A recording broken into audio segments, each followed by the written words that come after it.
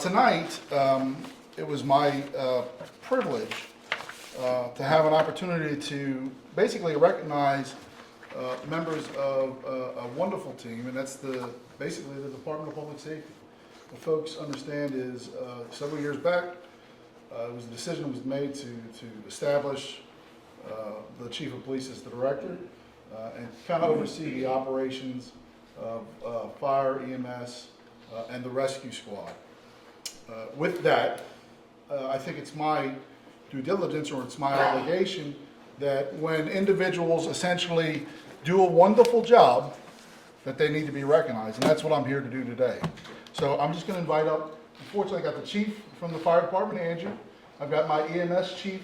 I also have two dispatchers, Regina Woods and Randa. Come on up here.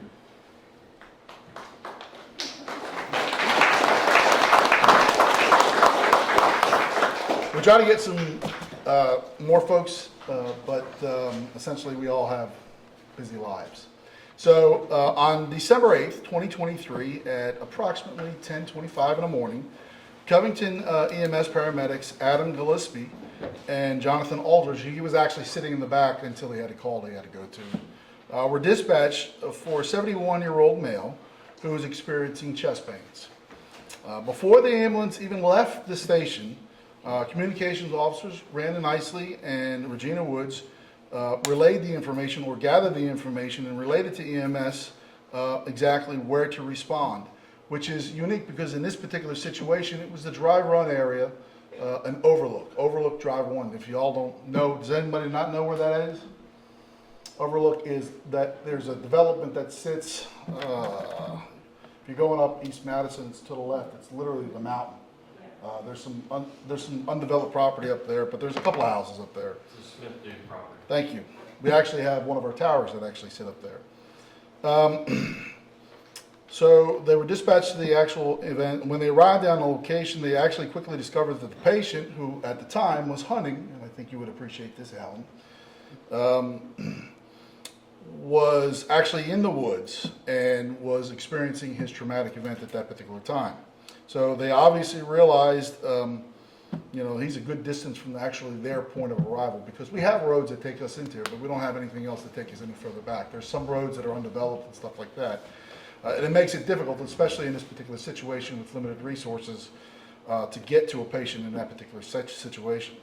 So Adam and Jonathan, they basically gathered up the necessary equipment, walked into the woods with another hunter who was actually there, who met them on the so-called road, to locate the patient. At the same time, a lot of times we all ask each other for help. Sometimes the fire department needs police department, sometimes the police department needs the fire department, or EMS vice versa. In this particular situation, they realized quickly that they're going to need some extra manpower.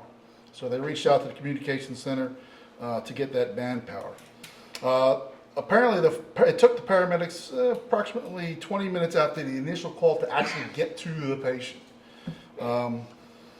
Both Adam and Jonathan conducted a complete patient assessment, which included the use of an EKG monitoring, determining that basically the patient was in fact experiencing an acute myocardial infarction, which everybody else, it's a heart attack. All right, thank you. I'm not a doctor. That's why I'm a cop. All right, but they started their immediate treatment literally in the woods and initiated basically cardiac monitoring, IV meds, airway monitoring or management. This is all done to basically at least stabilize the patient at that particular moment and get them prepared, because essentially they had at least a long trek out of the woods. So they basically are stabilizing the patient. Well, I think a lot of people don't realize this. When you see the ambulance come to the house, it sits there out front of the house. The reason it sits there for a little bit is because their job is to stabilize the patient before they're going to transport. It's not just throw and go. Maybe back in the old days, but now they stabilize and they have the training and the tools to do that. So that's what they were doing literally in the woods. Approximately 1100, which is 11 o'clock, members of the Covington Fire Department, Chief Andrew Baker, Assistant Chief Kevin Pettit, firefighters Ross Hamataller, Katie Smith, A.G. Bowles, and Jerry Givens, who was actually a retired member of the fire department, all arrived on the scene and basically helped the EMS workers to extract the patient using what they call as a Stokes basket, which I don't know if you've ever seen it. It's kind of like, all right, keep going. So, but it's basically they carried them out onto the logging road, which was a little bit closer. I believe one of the trucks that I think Chief Beggar was talking about actually made it further in, so they didn't have to trek so far. From there, the patient was brought out to an awaiting ambulance and transported to an LZ, which is a landing zone 7, which is actually out on Mallow Road. During the extraction and transport of the patient, obviously they continued to monitor and administer the meds per his condition. The patient actually was flown out because of the severity of his condition and was turned over to the Carillion Medical flight helicopter at approximately 11:25. If you all remember, 10:25 is when the call started. Literally an hour later, they had him on a helicopter flying him out. And I'm proud to say that the patient survived his severe heart attack and has since recovered and is most likely either enjoying or just finishing up his dinner with his family. That would have worked about an hour ago. But this is largely due to the quick response, recognition, treatment, and teamwork by all involved. There's not a single part nor a single person's actions of this particular incident or any other incident that could have been more successful without the other parts all working together. And that's the whole part of this, right? If there was one failure point in this whole entire process, I believe the outcome would have been completely different. And I know, as being a police officer, when we make a mistake, they like to hit us up and show it to everybody the mistake that we made. Well, this is my opportunity because a lot of times when we get it right, it's not recognized.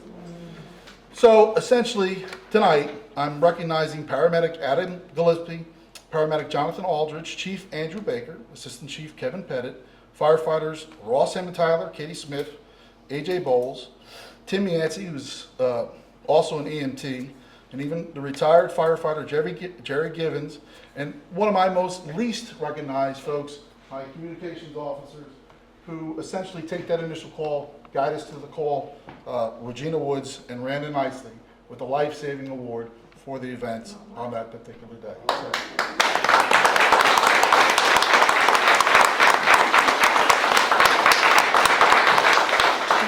I appreciate the time. We'll try to get some pictures. Give me 1 sec. Let me just get this up. Thanks.